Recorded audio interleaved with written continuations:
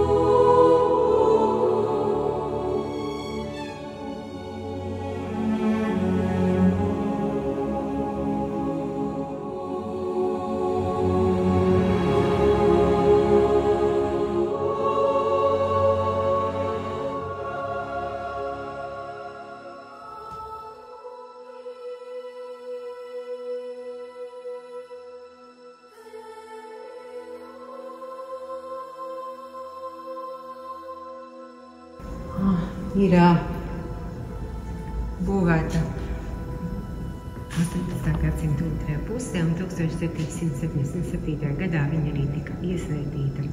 Baznīcas fundātori ir grāfi Plāteri, kurus mēs šeit augšā attēlojam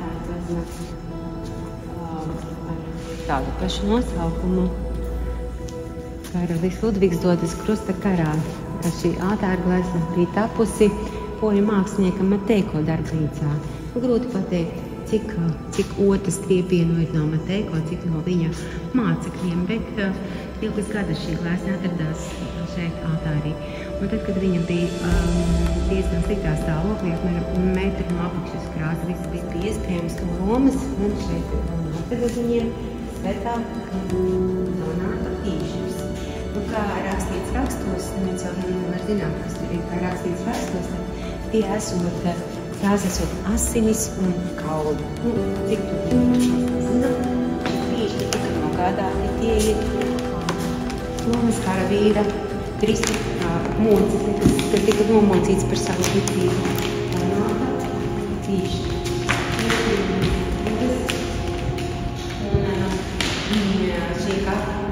Šī kapela otrā pasaules kara gados, kad tā bija šāviešana, izteka, bet Svētā Donāta Krīšā nekas nenotika.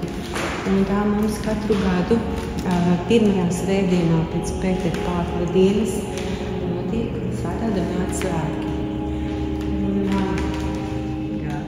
Ir kaut kur iespējams no 20. gadsimta sākuma.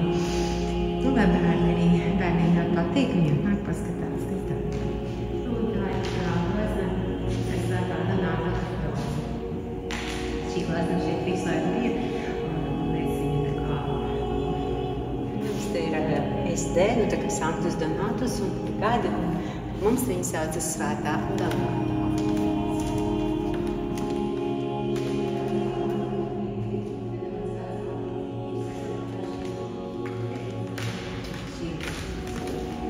Arī šie bija Peratroli,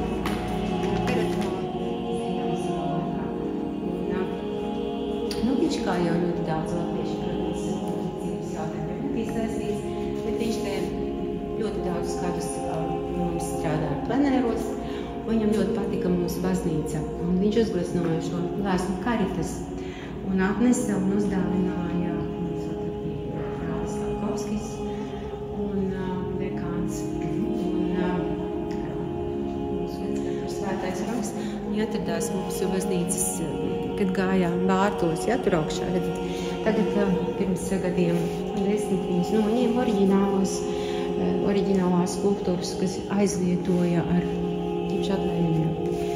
Šeit ir Svētais Vincents, viņš ir bērnu patveris, viņa bērnu aizstāvis, mākslinieks Telnieks Krūmiņš, kurš Rīgā atveidojas taisīs Rolanda statuju. Mēs arī pie mums strādājam, kā redzat, viņam sakārtojam pirkstiņu, rociņu. Šeit ir Svētais Roks ar savu sunīti. Svētais Roks bija mūks, lielā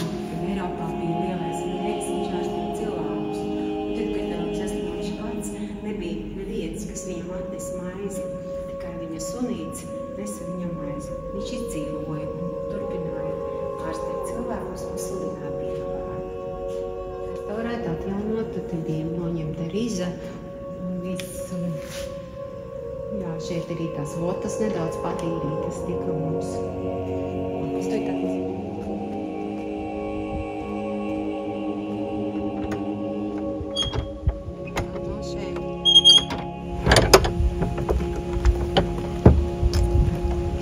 šeit Dieva ierādus, Lāteru ģimenes mirušie. Visiem stāstu nav pieklājīgi teikt, bet šis ir tiešām mans vismīļākais apbedījums, jo šeit guļ žēlsirdības māsa Celīna Plātere. Viņa bija pirmo latgalīšu tautas dzīsmu aizrakstētoja.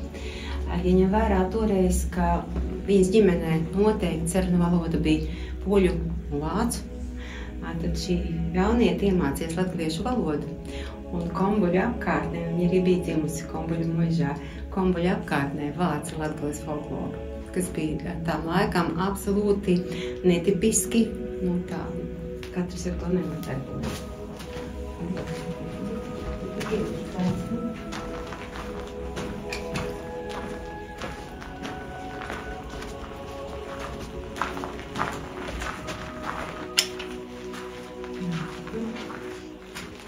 Un šeit tad būs nedaudz.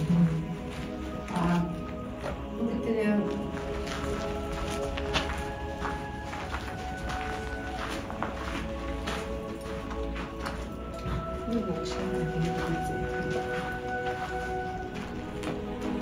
poļu valoda īsti labi.